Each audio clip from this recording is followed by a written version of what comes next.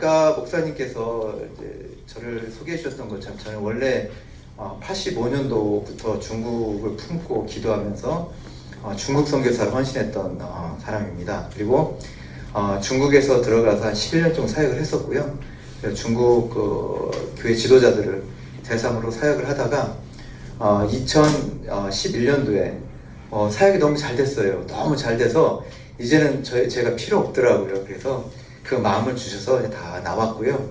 그 다음에 이제 기도하고 있을 때 하나님께서 또 이스라엘에 대한 마음을 주셔서 가긴 했는데 어떻게 왜 거기 가야 될지는 모르고 갔지만 거기에 다시 유학생들을 만나서 그렇게 사역을 했습니다. 여러분은 생각하시기에 올리브 기름 많이 드시죠? 혹시 올리브 기름을 어떻게 만드는지 아십니까? 그리고 우리가 많이 그 성경상에서 들었던 그 비유 중에서 연자맷돌 다 아시죠? 연자맷돌은 이제 그 낙이나 말 이렇게 끌어가지고 돌리는 그 연자맷돌입니다. 여러분이 딱 생각될 때 연자맷돌이라고 했을 때 뭐를 가는 거라고 생각하십니까? 그치요. 근데 연자맷돌은 주로 올리브 씨를, 올리브 알을 가는 게 연자맷돌입니다. 그래서 올리브를 갈아서 그거를 혹시 그 제주도에도 기름틀이 옛날에 있었나요? 기름틀 이렇게 짜는 거? 집에서 이제 시골에서 보면은 아마 어린 그 학생들은 잘 모를 텐데 이제 집에 시골에 가 보면 이렇게 기름틀이 있어가지고 거기다가 기름을 참깨나 들깨를 넣어가지고 쪄서 넣은 다음에 무거운 걸 놔가지고 짜가지고 기름이 이렇게 나오는 그런 기름틀이 있었거든요. 그래서 이제 그 올리브 기름을 짜기 위해서 3번을 짭니다. 그래서 그리고 우리나라 같은 경우 기름틀에다가 뭐 다듬이떡도 올려놓고 맷돌도 올려놓고 돌도 올려놓고 그렇게 하는데 이스라엘 같은 경우는 한 돌 하나가 한 200-300kg 될 거예요. 그걸 갖다 이렇게 하나 걸고 그 다음에 2번째 걸고 3번째 걸고 그래서 보통은 올리브 기름을 3번에 걸쳐 이렇게 짜게 되는데요. 그 기름들 중에서 제일 좋은 오일을 울트라 버진, 제일 좋은 기름이라고 얘기했죠. 비싼 오일. 그 같은 경우는 뭐 끓이지 않고 그냥 이렇게 샐러드나 해서 먹기도 하고 좋은 기름을 쓰기도 하고요. 그 다음에 그 다음 기름들은 또 이렇게 요리도 하고 하는 그런 기름. 그 다음에 기름은 뭐 이렇게 상처에 바르기도 하고 하나님께서 이스라엘에 주신 가장 좋은 어떤 선물 중에 하나가 올리브입니다. 올리브는 버릴 게 없어요. 나무부터 해서 열매부터 해서 아무것도 버릴 거 없습니다. 하물며 올리브를 다 짠 다음에 나오는 그 씨가 있거든. 씨는 그 내기를 합니다. 이 씨를 이빨로 깨는 사람이 있으면 다 죽겠다고. 안 깨집니다. 그래서 그 씨조차도 이제 지금 현재 이스라엘에는 연대 측정을 할 때 씁니다. 이 올리브 씨가 나오면은 이렇게 탄소 측정을 해가지고 이 시기가 어느 때다라고 측정하는 거 다 쓰입니다. 올리브는 버릴 게 없어요. 하나도 버릴 게 없는데 그 올리브 오일, 성경상에도 올리브 오일이 참 많이 나오죠. 많이 나오는데 특별히 출애굽기 27장 20절에 보면은 이제 하나님께서 출애굽한 백성들이 이제 시내산에 다 모여요. 그 모인 다음에 하나님께서 십계명을 주시고 그 다음에 이제 성막을 이렇게 만들어라 말씀하시고 그 다음에 제사장은 이렇게 섬겨라 얘기하시고 그 다음에 성전 안에 그 회막이죠. 성막 안에 쓰이는 기름, 향유 이런 것들을 어떻게 제조하고 어떻게 하는지에 대해서 쭉 나오고 있는데요. 그 중에서 출애굽기 27장 20절에 보면은 이 기름을 그러니까 이 기름은 어디에 쓰는 기름이냐면은 메노라라고 그 촛대이죠. 촛대. 촛대에다가 넣어서 쓰는 불을 켜서는 그 촛대의 기름은 이 불은 한 번도 꺼지면 안 돼요. 절대 꺼지면 안 돼요. 이것들을 항상 켜서 끝까지 가게 하게 만드는 사람이 바로 제사장 아론, 그죠? 그 아들들이 이렇게 책임지고 그 꺼지지 않게 항상 기름 넣어놓고 하는 그런 책임을 갖게 되는데요. 그 기름에 대해서 27장 20절에 이렇게 말하고 있습니다. 그런데 여기서 말하는 우리 성경에서 말할 때는 뭐라고 돼 있죠? 감람으로 짠 순수한 기름이라고 돼 있어요. 그런데 요거는 조금 뭐라 해야 될까요? 설명이 조금 약해요. 그래서 이제 쉐멘자이트 하면은 뭐냐면은 그 올리브 기름이라는 뜻이에요. 쉐멘 하면은 뭐냐면은 기름이라는 뜻이고요. 자이트 하면은 올리브라는 뜻이에요. 그래서 올리브 기름인데 이 올리브 기름이 어떻게 되냐? 퓨어, 그러니까 뭐냐면은 자 하면은 뭐냐면은 순수하다, 맑다, 깨끗하다 이런 뜻이에요. 그 기름인데 이 기름이 또 어떻게 해야 되냐 했을 때 같이 이렇게 으깨는 게 아니라 깨친다고 얘기를 합니다. 그래서 여기서 쓰는 성전에서 올리브 기름을 쓰는 이 기름은 어떤 기름이냐면은 이렇게 연자맷돌을 돌려 으깨는 기름이 아니라요. 그냥 손으로 방망이를 똑똑똑똑 쳐가지고 바구니에 이렇게 받쳐둡니다. 그러면 그냥 떨어지는 기름. 그래서 이거 뭐냐면 그 올리브 안에는 수분도 있고 기름도 있고 여러 가지가 있거든요. 그래서 약간 이렇게 쳐서 으깨서 놓으면은 기름만, 순수한 기름만, 100% 순수 기름만 이렇게 떨어지는데요. 그 기름을 사용하라 라고 얘기하고 있습니다. 그 기름은 항상 꺼치지 마라. 내 앞에서 꺼치지 말아야 될 것 중에 가장 으뜸이 되는 게 바로 이 촛대 기름이거든요. 메노라. 그랬을 때 이 기름을 생각할 때 하나님께서는 이 기름 하나에도 일반적으로 쓰는 기름이 아니라 특별히 제조돼서 아주 순도 100%의 오일을 사용해서 이 촛대에 불을 밝혀라 라고 얘기하고 있습니다. 저는 오늘 유대인에 대해서 얘기하고 싶습니다. 제가 영상에서는 제가 이스라엘에서 왔으니까 이스라엘에 많은 분들이 이스라엘 성지 순례를 한번 와보고 싶어 하세요. 그래서 이렇게 제가 찍어온 거고요. 저는 선교사이기 때문에 땅보다는 사람에 관심이 많습니다. 그래서 이 사람들을 어떻게 바꿔서 하나님의 사람으로 만들까? 여기서 성경에서 말하는 이 감람으로 짠, 두드려서 아주 순도 100%의 하나님 원하시는 그 기름을 어떻게 만들어서 하나님께 드릴까? 그게 바로 사람이거든요. 이 사람들을 내가 어떻게 전도해서 만들어낼까를 고민하고 있는 사람입니다. 그래서 제가 오늘은, 이스라엘 할 때 여러분은 뭐가 생각나세요? 유대인에 대한 생각보다는 성지순례가 많이 생각날 겁니다. 그런데 저희가 유대인은 어떤 사람이에요? 라고 물어봤을 때, 유대인에 대한 정체성을 제대로 아는 분이 없어요. 그리고 이 과연 유대인은 구약 성경에 나오는 유대인과 그리고 신약 성경, 그리고 지금에 있는 유대인과 어떤 관계인지 우리가 참 많이 모릅니다. 그 얘기는 뭐냐면 우리가 기도를 해줘야 되는데 그 사람이 누군지도 모르고 선교를 해야 되는데 그 사람이 누군지도 모르면은 선교도 기도도 해줄 수가 없습니다. 그래서 제가 오늘은 유대인에 대해서 소개해드리면서 제가 제 사역도 아마 소개할 거예요. 하지만 제가 오늘 성경 읽었던 것처럼 우리는 하나로 가야 되거든요. 하나로. 한 성령 안에서. 성령도 하나요. 믿음도 하나요. 우리는 하나, 아버지 하나님을 가지고 있고 우리가 한 방향으로 나가야 되는 우리 제주 온누리 침례교회도 다 하나가 되셨죠. 둘이 아니잖아요. 그쵸? 한 성령 안에 다 모였기 때문에 우리 하나로 나가야 되는 거잖아요.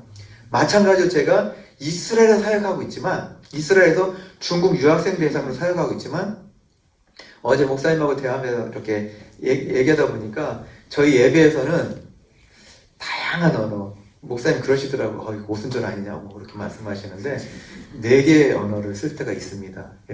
제 중국 유학생 교회이기 때문에 중국어로 설교하고 인도합니다.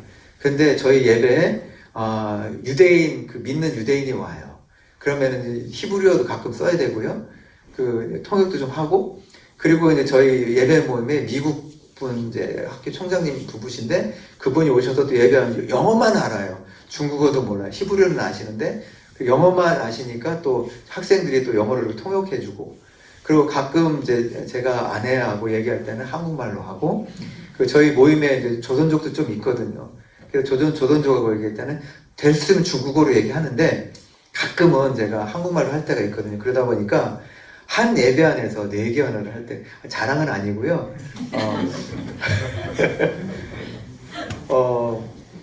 언어는 잘하는 게 아닌데 그렇게 사역을 할 수 있는 그런 자리에 사역을 하고 있습니다. 그래서 하나가 돼서 이방인이든 유대인이든, 그리고 이방인도 다 다르잖아요.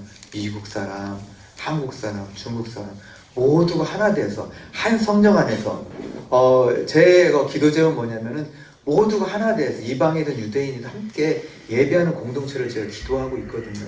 그래서 그런 공동체가 여기 사역하다 보니까 이 유대인에 대해서 너무들 모르시더라고요. 어떤 분들은 유대인 하면은, 유대인 랍비하면은 그 유대인 랍비가 얘기하는 게 전부 다 진리인 것처럼 막 추종하는 분도 있고요. 근데 어떤 분들은 유대인 메시아닉주라고 하거든요. 믿는 유대인들을. 근데 이 사람들을 이단이다 라고 얘기하는 분들도 있고, 너 모르기 때문에. 그리고 지금 현재 있는 이 이스라엘 사람들이, 유대인들이 어떻게 해서 지금 이스라엘은 유대인인지 모르기 때문에, 그런 어떤 실수를 이렇게 모르기 때문에 어떻게 접근해야 될지 모를 때가 참 많습니다. 구약 성경에는 제일 많이 유대인, 구약 성경 혹시 유대인이라는 표현이 있는 구절이 있나요? 예후디, 예후딤이라고 표현하거든요. 예후디 표현이라는 게 있어요. 근데 우리 성경에는 유다인이라고 되어 있습니다. 유대인이 아니라 유다인이라고 되어 있어요. 근데 예후디 하면 뭐냐면은 단수예요. 유대인. 그 다음 예후딤 하면 뭐냐면 복수예요. 유대인들. 이런 복수인데, 구약 성경에 있는 예후디, 예후딤과 신약 성경에 있는 예후디, 예후딤 똑같은 단어인데, 구약 성경에 있는 번역의 어떤 표현하고 신약 성경의 표현하고 다르기 때문에 다르다 생각하시는데요. 이 구약 성경에 유다인이라고 표현 나온 곳이 몇 군데 있는데 그 중에 하나가 에스더서입니다. 에스더서에 보면은 에스더 시대는 언제 시대죠? 에스더 시대는 이제 그 유대인 남유다, 그러니까 북이스라엘 남유다가 나눠졌죠. 930년 정도에 나눠졌다가 북이스라엘 721년 정도에 멸망합니다. 그 다음에 721년부터 해서 계속 남유다가 유지되다가 BC 586년 정도에 남유다가 멸망합니다. 멸망하면서 이 남유다 사람들이 바벨론에 의해서 끌려가죠. 근데 끌려갈 때는 바벨론 사람들이었는데 539년에 고레스가 페르시아의 고레스가 바사죠. 고레스가 이렇게 바벨론을 이렇게 합병합니다. 그러면서 그 유대인들이 바벨론에 돌아온다, 바벨론의 포로에 돌아온다 표현할 때는 페르시아에서 돌아온 거예요. 바사에 돌아온 거거든요. 그래서 이 페르시아 시대에 약 한 470년 정도에 에스더가 살았습니다. 왕후죠. 이 사람이 살 때, 모르드게하고 에스더가 살 때, 그 당시에 이제 유대인이라는 표현을 쓰게 되고요. 그 다음에 표현을 쓸 때 언제 나오냐면 에스라서. 유대인들이 바벨론에서 포로 기환해서 돌아올 때 세 번에 걸쳐서 돌아오게 돼요. 그냥 흘려 들으세요. 그냥 들으셔도 되고 흘려 들으셔도 되는데, 첫 번째는 538년에 돌아오고요. 스룹바벨에 의해서. 그 다음에는 458년에 이렇게 돌아옵니다. 에스라가 데리고 들어와요. 그 다음에 돌아오는 게 느헤미야가 444년에 이렇게 돌아오게 됩니다. 그러면서 그 전에 이스라엘이라는 공동체가 이미 다 멸망했죠. 이미. 그리고 바벨론을 통해서 바벨론에 살던 사람들이 이제 이스라엘로 예루살렘으로 돌아옵니다. 그때부터 유대인이 시작이 됩니다. 그 전에는 유대인이라고 얘기할 수가 없어요. 이스라엘 사람이라고 얘기하는 거지 유대인이 아닙니다. 그래서 성경에 보면은 히브리인, 이스라엘 이런 표현을 쓰는데 히브리라고 쓸 때는 강을 건너온 사람들이라는 뜻이기 때문에 어제는 좀 다른 표현이긴 해요. 그러면서 유대인이라고 얘기할 때는 여러분이 생각하기에 유대인, 유다지파라고 생각하는데 유대 지파가 중심이 된 다른 지파까지 다 포함된 그 그룹이 바로 유대인입니다. 예수님 시대에도 유대인이 있었어요. 누가복음에 보면은 안나가 나오죠. 안나. 성전에서 예수님을 메시아를 기다리고 있었던 과부 안나, 청상과부죠. 그 안나가 어디 사람일까요? 아셀 지파입니다. 북이스라엘의 아셀 지파예요. 그래서 이 유대인 하면은 모든 이 12지파가 다 포함된, 하지만 유다 지파가 중심이 된 그 사람들 그룹이 유대인이라고 얘기할 수가 있습니다. 그리고 예수님 시대에 여러 종파가 나오죠. 사두개파도 나오고 여심당파도 나오고 에세네파도 나오고 그 다음에 바리새파도 나오고 여러 그 종파가 나올 겁니다. 그러면서 예수님 시대에 그랬지만 또 주후 예수님 돌아가신 다음에 70년에 또 예루살렘이 멸망하잖아요. 성전이 무너지잖아요.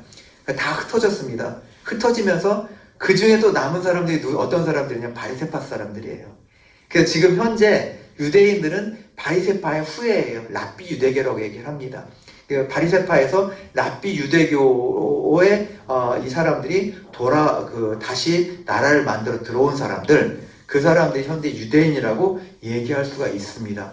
그리고 유대인들 얘기할 때 이스라엘에 사는 유대인들이 다 말씀대로 다 사는 것 같죠. 그 이스라엘 하면은 뭔가 거룩한 땅, 이스라엘 하면 뭔가 하나님의 임재하는 땅, 이거 같은 그런 어떤 생각을 하실 수도 있을 것 같아요. 하지만 성경에 보면은 이전도 그랬고 지금도 그랬고 그 하나님으로 섬기지 않는 유대인도 참 많습니다. 그래서 그 이스라엘 땅에는 아주 각양각색의 아주 좀 안 좋은 일들까지 벌어지는 그런 유대인들도 있고요. 그러니까 세속 유대인이라고 얘기를 합니다. 종교적 유대인들도 있어요. 근데 그 종교적 유대인들 중에서도 여러 또 종류가 있습니다. 그 중에는 우리가 일반 얘기하는 유대교인들, 까만 옷 입고 다니는 사람들 있죠. 혹시 뉴욕을 이렇게 비추다 보면은 뉴욕의 그 영상에 비추다 보면 막 까만 옷 입고 까만 모자 쓰고 그 다음에 이렇게 다니는 사람들이 있을 거예요. 그 사람들이 바로 이제 종교적 유대인들, 종교인들이라고 얘기를 하는데요. 하레딤이라고 얘기를 합니다. 두려움 있는 사람들 이렇게 얘기를 하는데 그런 사람들이 있고 그 다음에 또 카라이, 그리고 카발라 그 세 부류가 있어요. 그래서 이런 어떤 세 부류가 있는데 일반적 유대인 그 종교적 유대인들이 있고 카라이트는 어떤 사람들이냐면 옛날 사두개파처럼 그 말씀을 해석하지 않는 사람들. 그 다음에 카발라 이 사람들 어떤 사람이 그냥 들어주세요. 그냥 이런 사람들이 있다 이렇게 보시면 되고요. 카라이트라는 사람, 그러니까 카발라라는 사람들은 모든 것들 영적으로 해석하는 사람들. 혹시 들어보셨나요? 히브리어의 알렛 하면은 숫자 1이니까 그 알렙 하면 숫자 1이니까 그 1이고 그다음 성경에 나오는 모든 그 단어들을 1, 2, 3, 4 있잖아요. 알렙베트 이렇게 나가는데 ABCD죠. 그걸 가지고 숫자로 해석해가지고 해석하는 분들이 있을 거예요. 혹시 보셨나요? 동영상에 나오고 그렇게 하는 게 있는데 그 해석 방법이 주로 어디서 하는 사람이냐? 카발라 사람들이라는 거예요. 그래서 모든 것들 영적으로 해석하는 사람들. 그리고 카라이트 이 사람들은 해석하지 않아요. 그리고 일반적 유대인들은 해석해서 지금 현재 그러잖아요. 지금 뭐 성경에 나와 있진 않지만 불을 쓰지 말라고 했기 때문에 샤밧 그러니까 안식일이죠. 안식일 차 안 탑니다. 이스라엘 가보면은 안식일 금요일 날 저녁이 되면은 전부 다 문 닫습니다. 대중교통 다 끊어져요. 그냥 이렇게 가게도 문 닫고 다 문 닫았기 때문에 아무것도 할 수 제대로 된 안식을 할 수 있는 데가 바로 이스라엘입니다. 그런데 문제가 생겼어요. 성경에는 불을 쓰지 말라고 그랬는데 자동차, 핸드폰, 그 다음에 에어컨, 그 다음에 밥솥 어떻게 해야 될까요? 써야 될까요? 말아야 될까요? 예를 들어서 제가 금요일날이 됐어요. 금요일날이 됐는데 어떤 사람이 저희 한 아파트 50년 된 아파트인데요. 거기에 주로 이제 이제 까만 옷 입은 사람들 있잖아요. 이 사람들 주로 많이 살아요. 문을 똑똑 두드리는 거예요. 그래서 열어줬어요. 그랬더니 잠깐만 내려오래요. 도와달래요. 그래서 뭔지 궁금했어요. 한 번도 안 들어가 봤기 때문에 들어갔는데 잠깐만 와보래요. 들어갔어요. 그랬더니 저거 가리키면 저것 좀 열으래요. 그래서 보니까 냉장고를 열으라는 거예요. 이 사람이 나한테 뭐 주려고 그러나 아니 우리 집에 먹을 거 있는데 주려고 그러는데 열으라고 그래. 열었어요. 그랬더니 여기 안에 보니까 스위치가 있는 거예요. 스위치를 좀 꺼달래요. 뭐냐면은 우리 냉장고를 열으면 불이 켜지잖아요. 그쵸? 안 되는 거예요. 불이 켜지면 안 되기 때문에 샤반 냉장고, 코셔 냉장고가 있어요. 그거는 뭐냐면은 안식일이 되기 전에 꺼놓는 거예요. 냉장고를 열더라도 불이 안 켜지는. 그리고 자동차를 타면 안 됩니다. 왜냐하면 자동차가 내연기관이잖아요. 불을 쓰잖아요. 그렇기 때문에 쓰면 안 됩니다. 자, 성경에 나와 있나요? 안 나와 있는데 이 성경을 해석해 주는 거예요. 왜냐하면 에스라가 그랬잖아요. 에스라가 우리가 왜 멸망했냐? 왜 하나님께서 우리를 멸망시키셨냐? 라고 했을 때 많은 사람들이 그랬어요. 하나님 우리를 버렸다. 더 이상 하나님께서 우리를 관여하지 않으신다. 라고 얘기했을 때 에스라나 선지자들은 그런 얘기합니다. 아니다. 너희들이 말씀을 몰라서 말씀대로 살지 않았기 때문에 하나님께서 잠시 벌을 내리시는 거다. 예레미야도 얘기하잖아요. 70년 동안 너희들 벌을 내리실 거고 그게 돌아올 거다. 그 돌아오는 사람들이 남은 자다. 그래서 이사야서 예레미야에서의 제일 많이 나오는 표현이 뭐냐면은 남은 자라는 표현을 많이 합니다. 그리고 그 다음에 많이 나오는 데가 어디냐면은 에스라서예요. 그래서 이사야서 예레미야서에서 너희들은 잡혀갈 건데 근데 70년 후에 돌아올 거야. 그래서 들어와서 또 남은 자에 대해서 표현을 쓴 사람이 바로 에스라입니다. 그래서 에스라가 얘기합니다. 왜 우리가 멸망했냐? 그 이유는 우리가 말씀을 몰랐기 때문이다. 백성들이 말씀을 알게 해줘야 된다. 라고 해서 에스라가 레위인들을 통해서 했던 게 뭐냐면은 말씀 선포와 함께 말씀을 해석해주는, 그 말씀을 모르잖아요. 그렇기 때문에 말씀을 해석해주는 그 일들을 했습니다. 그 연장선에 있었던 사람들이 바리새파 사람들입니다. 그래서 바리새인들은 어떤 해석을 했냐면은 모든 말씀에 대해서 우리가 현재 어떻게 살아야 될지 해석을 해줬습니다. 지금 현재 우리 교회에서 누구죠? 목사님이시죠. 목사님께서 설교하시면서 이 말씀에 이런 말씀이 있습니다. 그런데 이런 말씀을 통해서 우리가 이렇게 살아야 됩니다. 그리고 우리가 이건 잘못되게 산 거예요. 왜냐하면 말씀에 그렇게 안 돼 있거든요. 그렇게 말씀을 해석해 주시는 분이 바로 목사님이시죠. 그래서 이 해석을 그렇게 해서 이제 이 사람들 살게 해주는, 그 지금의 이제 현재 있는 이스라엘의 유대인들도 그 해석을 해놓은 책이 뭐죠? 탈무드입니다. 탈무드가 뭐냐면은 유명한 랍비들이 이 말씀들을 이 현재에 맞게 해석해 주는 거예요. 우리나라 그 성경을 따지면 주석이에요, 주석. 우리 이 성경을 어떻게 봐야 될지, 어떻게 해석하고 살아야 될지 해주는 게 바로 탈무드예요. 그래서 탈무드는 아직도 계속 써지고 있습니다. 그 성경을 해석한 그 책이 바로 탈무드고요. 그래서 유대인들한테 있어서 우리 신약 성경 있잖아요, 그렇죠? 신약 성경처럼 보고 있는 책이 바로 탈무드입니다. 그래서 유대인들이 지금 현재 유대인들이 1948년도에 이제 흩어졌던 유대인들이 이스라엘로 그렇게 돌아왔습니다. 그러면서 이제 우리가 유대인들이 돌아왔기 때문에 저는 아까 말씀드렸지만 선교사잖아요, 그렇죠? 선교사이기 때문에 이 사람들한테 왜 복음을 전해야지? 말씀을 다 알고 있는데, 왜 제가 이 사람들한테 말씀을 복음을 전해야 되죠? 말씀을 다 알고 있는데. 그 사람들은 모세 오경만 있잖아요. 모세 오경과 함께 구약만 믿고 있죠. 그래서 타나크라고 얘기를 합니다. 그리고 예수님을 몰라요. 우리의 구원은 어디서 오죠? 예수 그리스도잖아요. 구약은 예수님의 그림자라고 얘기할 수 있죠. 그렇죠? 예수님 오실 거에 대해서 설명하는 책이 바로 예수님이 이런 모습으로 오실 거야 라고 설명해 놓은 게 바로 구약 성경입니다. 그리고 오신 예수님에 대해서 우리가 어떻게 알아나가고 예수님을 어떻게 구원 안에 들어올까 라고 설명해 놓은 게 바로 신약 성경입니다.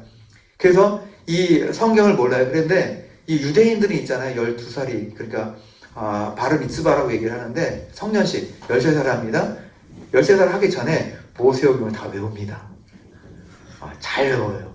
그리고 어떤 사람은 이 성경, 우리 보는 이 성경이 구약성경, 우리 구약성경 보는 거 똑같아요. 양이 똑같은데 그 구약성 전체를 다 외웁니다. 그래서 이 말씀이 나온 그 뒷장에 어느 정도의 어느 단어가 있는지까지 기억하는 사람이 있어요. 그 정도로 말씀에 정통합니다. 그래서 이 사람들에게 성경을 전할 때 참 쉽지 않아요. 그거와 더불어 이 유대인들한테 말씀을, 예수 그리스도를 전하기 어려운 게 딱 하나 있습니다. 그게 뭐냐면은 현재까지 2000년 동안 유대인들이 디아스포라로 흩어져 살아왔잖아요. 그랬는데 그 디아스포라 유대인들에게 제일 많이 어려움을 줬던 이 그룹이 바로 교회입니다. 그래서 교회가 여러분들은 잘 모르시겠지만 유대인들은 교회에 대해서 예수님에 대해서 아주 어려운 마음이 있어요. 이 사람들은 예수님을 우리 예수라고 표현합니다. 예수. 그래서 이스라엘도 예수라고 하면 안 돼요. 왜냐하면 그건 안 좋은 얘기입니다.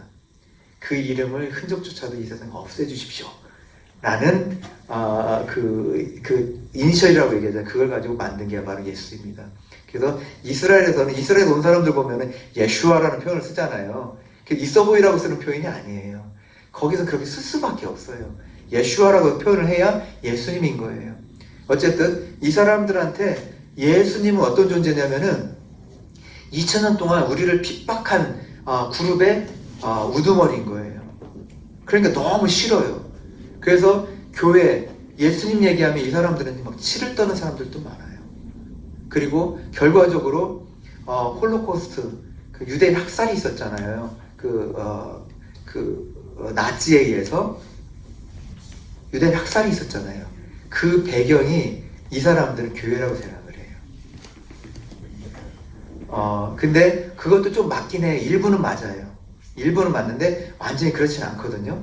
그래서 이 사람들한테 있어서는 교회, 예수님 하면은 아주 듣기 싫은 그런 존재일 수밖에 없습니다. 그래서 저희는 그곳에 가서 복음을 전하면서 근데 그 안에 예수님을 믿는 유대인들이 있습니다. 근데 그 예수님을 믿는 유대인들은 어떤 존재냐면은 배신자예요. 그러니까 우리 일치시대 때로 따지면 어떤 사람들이냐면은 친일파 또한 천황한테 항상 절하고 일본 앞잡이 그런 어떤 생각을 할 정도로 그래서 이제 그 외국에서 들어와서 이제 히브리어를 배우는 그 돌아오는 사람들 있잖아요. 믿는 사람들 있으면은 한 그 교실 안에 히브리어를 배우는 반이 있거든요. 근데 거의 99%가 유대인들이에요. 근데 그 중에 한두 명이 우리 믿는 그 유대인이란 말이에요. 그랬을 때 이 모든 사람들이 바로 알거든요. 그랬을 때 그때부터 해코지하기 시작합니다. 차도 펑크 내기도 하고 그냥 일부러 칼가지로 찔러버리는 거예요. 아무것도 떼우지도 못하게 차도 지 긁어버리기도 하고 그리고 대놓고 막 욕도 하고 그런 게 바로 지금 현재 이스라엘에서 믿는 사람들이 겪는 일들입니다. 그리고 유대인들, 팔레스타인 사람들 갈등이 많잖아요. 아주 앙숙입니다. 그랬을 때 이 팔레스타인 사람들과 유대인과 함께 어울러가지고 껴안으면서 용서를 구하는 장소가 어디냐면은 교회입니다. 그 교회에서 팔레스타인 지도자들하고 유대인 교회 지도자들 함께 모여서 집회를 하게 되면 이 주변에 종교인들이 막 대모하고 나왔습니다. 아주 살벌하게 이 배신자들 하면서 그런 일들이 벌어집니다. 제가 오늘 말씀드리고 싶은 거는 그 사람들에게 복음이 들어가야 됩니다. 그리고 그 사람들 안에 재밌는 거 하나님은 일하세요. 한국에서는 그런 일들을 많이 보지 못하거든요. 저도 중국에 사역하면서 저는 은사가 있는 사람이 아니에요. 근데 제가 기도하면 축사가 돼요. 귀신 나가고요. 중국에서 그랬어요. 한국에서는 한 번도 그런 적이 없습니다. 그렇게 되고 아픈 사람 낫기도 하고 그게 바로 선교지에서 하나님께서 급히 역사하시는 그런 부분들이 있거든요. 이스라엘도 마찬가지입니다. 지금 이스라엘에 그 무슬림들이 그 기독교로 전향한 뭐냐면은 바로 죽음이에요. 그 사람들 명예살인이라고 얘기를 하거든요. 죽여도 살인죄가 안 돼요. 왜냐하면 이 사람은 죽여 마땅한 사람이니까. 그래서 그냥 기독교로 개종했다는 건 뭐냐면은 그냥 죽여도 되는 거예요. 아무런 죄책감도 없는 대상이 바로 그런 기독교. 그러니까 누가 예수님 그 기독교 개종을 하겠습니까? 하는데 개종을 합니다. 어떻게 해요? 꿈속에서 예수님이 나타나는 거예요. 꿈속에서 예수님이 나타나가지고 예수님이 나타나서 누군지 모르는데 해가 꿈을 꿨어요. 근데 그 다음날 어떤 사람을 만났는데 그 사람은 이제 선교사나 아니면은 복음 전하는 사람이겠죠. 얘기를 하는데 옆에서 그러는 거, 그 사람 내가 어제 밤에 봤는데. 이런 일들이 일어나고 있습니다. 그리고 지금 유대인 제가 말씀드렸는데 유대인들 있잖아요. 랍비들. 그 까만 옷 입은 사람은 종교 유대인이고 그 사람들의 최고의 선생님들. 그 사람들이 랍비라고 얘기를 하거든요. 근데 그분들 중에서 예수님 믿는 분들이 많습니다. 안 믿을 수가 없거든요. 유대인들에게 가려진 책이 이사야서 53장입니다. 고난의 종으로 오신 예수님이시잖아요. 미사야잖아요. 메시아잖아요. 이해가 안 되는 거예요. 하지만 이 사람들은 성경을 찢어버리진 않았습니다. 그대로 뒀는데 많은 사람들이 이사야 53장에 있는 존재 자체도 모릅니다. 그런데 이 복음을 전할 때 이사야서 53장 가지고 제시했을 때 많은 의문을 갖게 되고 랍비한테 가게 되고 아무도 해석해 줄 사람이 없어요. 그러면서 이거를 통해서 복음 안에 돌아온 분들도 많이 있습니다. 그래서 저는 기도하면서 저희들의 역할은 그곳에서 살면서 이들에게 그리스도인은 그런 사람이 아니야 라고 보여주는 역할들, 그리고 저희들이 예배하면서 그 자리에서 이 사람들에게 어떻게든지 그리스도인의 좋은 영향을 비추는 그런 부분들을 기도하고 있고요. 또 하나는 뭐냐면은 저는 기도합니다. 하나님께서요, 한순간일 것 같아요. 여러분들 그렇잖아요. 한 말씀을 읽어나가면서 여러 날 동안, 또 혹시는 여러 주 동안, 또 혹시는 여러 해 동안 그 의문을 갖고 풀리지 않았던 성경 있으셨나요? 성경 구절. 그거 가지고 고민도 하고 목사님께 찾아가고, 근데 왠지 모르게 이게 잘 풀리지 않는, 아마 성경을 읽는 분들은 다 경험해 보셨을 거예요. 그런데 한순간에 갑자기 하나님께서 그 마음에 그 구절에 대해서 딱 조명해 주시잖아요. 그럴 때 시원함을 느끼시지 않았나요? 그러면서 이 말씀이구나, 이런 경험이 다 있으실 거예요. 저는 그렇게 기도합니다. 유대인들이 그렇게 돌아올 거예요. 말씀을 알거든요. 그림자, 메시아의 어떤 우리 예수님의 그림자를 다 알거든요. 알기 때문에 하나님의 성령이 그 안에 조명만 하신다면은 그 사람들은 바뀔 수밖에 없습니다. 그래서 지금 현재 그 랍비 안에서도, 유명한 랍비 안에서도 공개적으로 인정하지는 않았지만 예수님을 믿는 사람들이 많이 생기고 있습니다. 저는 오늘 말씀을 읽었던 성경이 에베소서 2장 18절입니다. 우리 둘이 한 성령 안에서 아버지께 나음을 얻게 하려 합니다. 그리고 저 앞에 보면은 둘이 하나, 멀리 있던 자와 가까이 있던 자가 하나, 심판받을 수밖에 없는 사람이, 은혜 밖에 있었던 사람이 은혜 안에 있는 사람과 하나 된, 그런 얘기들이 계속 나오는 곳이 바로 에베소 2장 얘기입니다. 그렇다면 말씀드릴게요. 은혜 밖에 있었던 사람, 멀리 있었던 사람 누굴까요? 이방인입니다. 은혜 안에 있었던 사람, 그리고 가까이 있었던 사람, 유대인입니다. 자, 그렇다면 저는 기도합니다. 이제 앞으로 우리가, 유대인들은요, 로마서에 보면 그랬거든요. 이방인의 구원을 위해서 잠깐 유대인들을 눈을 가렸다는 표현이 이렇게 나오고 있습니다. 그 얘기 뭐냐면, 우리는 복음 안에서 빚진 자입니다. 그냥 우리가 다른 분들, 선교사님들한테 어떤 미국 선교사님들이 많이 우리한테 복음을 전해주셨죠. 그 전에 만약에 유대인들이 다 믿었다면 어떻게 될까요? 초대교회 때 복음 안 전했을 겁니다. 바울도 지금의 바울이 안 됐을 겁니다. 하지만 하나님께서 유대인들의 눈을 가리셨고요.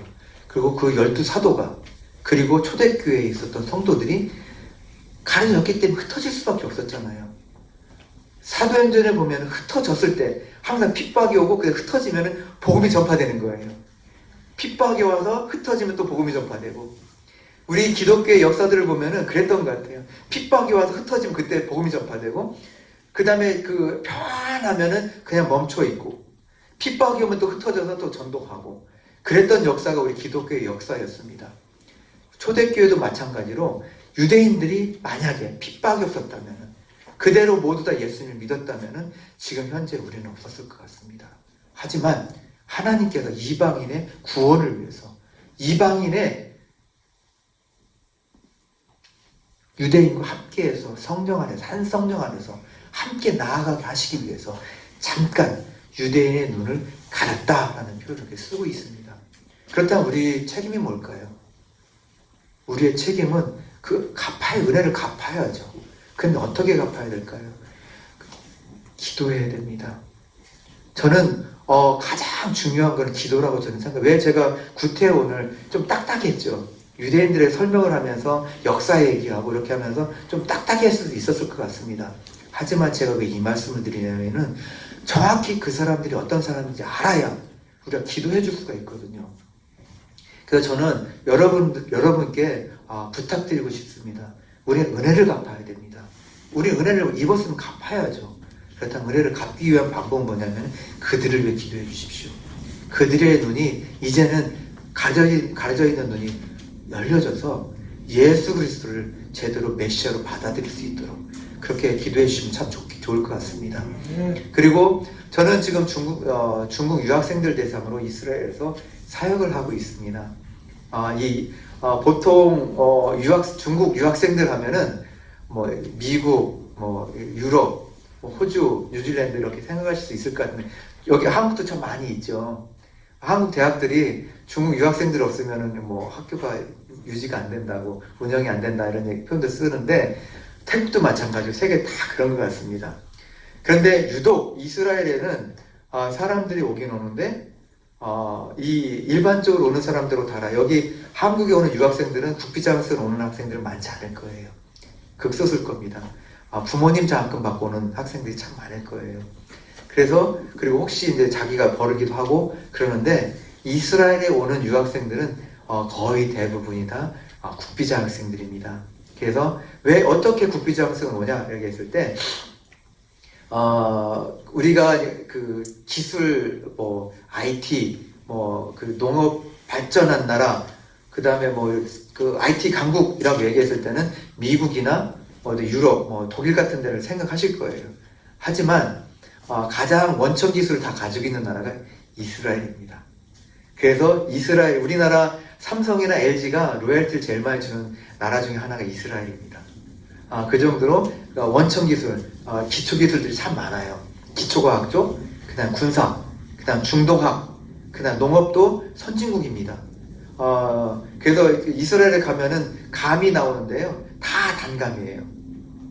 뾰족감도 단감이고, 그 다음 납작감도 단감이에요. 다 단감이에요. 그 기술들을 우리나라에 배우러 갔는데 안 가르쳐 줬다고 얘기를 하더라고요. 어쨌든 이스라엘 안에서는 그 히브리대가 우리나라 서울대 같은 데인데 이 히브리대에서 제일 유망한 학과가 어디냐면 농대입니다. 농대. 우리나라와 좀 다르죠. 그래서 이 중국 유학생들이 중국에서는 그전에는 기술들을 산업 스파이나 이렇게 들여왔잖아요. 그런데 이제 그 방법이 없어지면서 이제 나라에서 그 박사들, 그러니까 북경대 박사들, 그러니까 두뇌들이 좋은 사람들, 그런데 이제 그 배경이 없어서 다른 데로 이렇게 돈까지 못 가는 사람들이 많아요. 그래서 북경대, 칭화대, 인민대, 그리고 좀 좋은 대학들에 있는 박사들을 이스라엘의 국비장학생을 보냅니다. 그래서 연구실에 보내서 그 사람들이 이제 연구실에서 그 박사 후라고 얘기를 하죠. 포닥이라고 얘기를 하는데 학위를 받은 다음에 연구를 하면서 논문을 쓰는 거예요. 그래서 보통 1년에서 3년까지 이스라엘 와서 논문을 쓰면서 거기서 논문을 써서 국제학술지에 이렇게 발간이 되면은 이 사람은 바로 중국의 대학 교수나 아니 연구소에 중요한 직책으로 이렇게 들어갑니다. 그래서 제가 이제 사역하고 있는 대상은 그 사람들이에요. 그래서 저희 아까 세례 받았던 사람들 있죠? 침례 받았던 사람들. 그 침례 받은 장소가 갈릴리 호수도 있고 예수님이 침례 받으셨던 그 요단강도 있잖아요, 그렇죠? 저는 그 침례를 그 갈릴리 호수나 요단강에서 이렇게 합니다. 주고 있고요. 근데 그렇게 받았던 사람들이 전부 다 교수로 가 있어요. 교수로 가 있어서 지금 현직 교수로 다 가 있습니다. 이 사람들 대상으로 지금 하고 있고요. 그래서 이스라엘은 한 1000명 정도 되는 것 같아요, 이 학생들이. 근데 이 학생들을 대상으로 사역하기에는 먼저는 언어가 돼야 돼요. 중국어 언어가 돼야 되고, 그 다음에 이 사람들 도울 수 있는 게 돼야 되고, 또 하나는 뭐냐면은 그 사람들과 그렇잖아요. 끼리끼리 모인다고 얘기를 하잖아요. 저는 이제 어쨌든 외국인이고, 그 다음에 어쨌든 저희도 이제 박사 과정에 있었거든요. 그러니까 어쨌든 거의 비슷한 어떤 레벨에 있는 거예요. 그러다 보니까 같이 올 수 있고, 제가 전도하는 방법은 이제 이 사람들 이제 한 달에 한 번씩 금요일 날마다 샤밧 금요일에 차 한 대 빌려가지고 성지순례를 시켜줍니다. 다 공짜니까 와라 라고 얘기하면 사람들이, 학생들이 모여들어요. 와서 태워놓고 아침에 오전에 한번 돌고 그 다음에 점심도 다 아내가 한 50인분 이렇게 준비해서 다 싸서 도시락 싸서 이렇게 갑니다. 가서 이제 그 밥 먹기 전에 예배하죠. 예배하면서 제가 양육했던, 다 박사죠. 양육했던 친구가 이제 그 간증합니다. 간증하고 그다음에 설교하고 그 다음에 밥 먹고, 그리고 이제 밥 먹은 다음에는 이제 전도가 들어가기 시작하는 거죠. 그래서 하루 동안 이제 성지순례를 하면서 전도를 하면서 계속 그렇게 사역을 해왔습니다. 그러면서 지금까지 사역을 해오면서 한 1년에 3년 동안 있었던 사람들이 이 사람들은 이제 중국 안에서는 복음을 전혀 접해보지도 못했던 사람들이 대부분입니다. 그래서 한 1000명 가까이 나와 있지만 복음을 예수님의 예자도 모르는 사람들이 참 많아요. 그런데 이 사람들한테 복음을 전하고, 그리고 너무 이제 수재들이다 보니까 말씀을 가르치면은 너무 빨라요. 그래서 한 1년, 2년 정도만 잘 가르치면은 성경 공부를 제대로 잘 인도합니다. 저는 이 성경 공부할 때 교재가 없어요. 그냥 성경 책 가지고 양육을 하는데 자기들도 똑같이 해요. 그러면서 보통 성경 모세오경 저기 뭐 다음 주에 같이 볼 테니까 읽고 와라 하면 보통 기본으로 한 5번은 읽고 내용 파악이 다 돼, 주제 파악이 다 돼서 옵니다. 그래서 얘기하기 좋아요. 그래서 그냥 이거를 제가 가르치는 게 아니라 먼저 이 사람들이 이해한 내용을 먼저 얘기합니다. 하고 그 다음에 거기에다가 이제 신약에 있는 복음을 넣는 거죠. 넣어가지고 설명을 해주는 거예요. 그리고 질문 있는 거 넣어주고, 그래서 제가 하는 역할은 뭐냐면은 읽었던, 잘 했던, 왜냐면은 저는 제 역할은 뭐냐면은 고기를 주는 게 아니라 고기를 낫게 도와줘야 되는 역할을 해야 되는 거거든요. 이 사람들이 들어가면 이제 지도자가 돼야 되는 거예요. 저는 전도, 양육, 세례, 그 파송하는 그 시간이 많지가 않아요. 적게는 1년도 안 돼요. 왜냐면은 오자마자부터 저를 만나는 게 아니니까. 그래서 만나서 2개월 남은 친구도 있었어요. 그래서 2개월 만에 성경 한 권을 뗐어요. 근데 다 파악하더라고요. 어쨌든 그래서 그렇게 해서 그렇게 해서 이제 양육해서 보내놓으면 그 사람들이 이제 그렇잖아요. 교수로 가게 되는 교수가 오면은 뭔가 사회적으로 지도자 계층에 있는 사람들이잖아요. 그리고 영향력을 줄 수 있는 사람들이다 보니까 바로 이게 이제 진행이 되더라고요. 그래서 저는 그렇게 사역하고 있는데, 그렇게 하다 보니까 이제 유대인들도 오고, 저는 중국 사람들만 올 줄 알았어요. 중국 사람들만 올 줄 알았는데 이제는 뭐 유대인들도 오고, 유대인 가족들도 오고, 그다음에 미국 사람들도 오고 해서 그런 가정교회를 계속 했었고요. 저희 교회 이름은 본교회, 근본본자 있잖아요.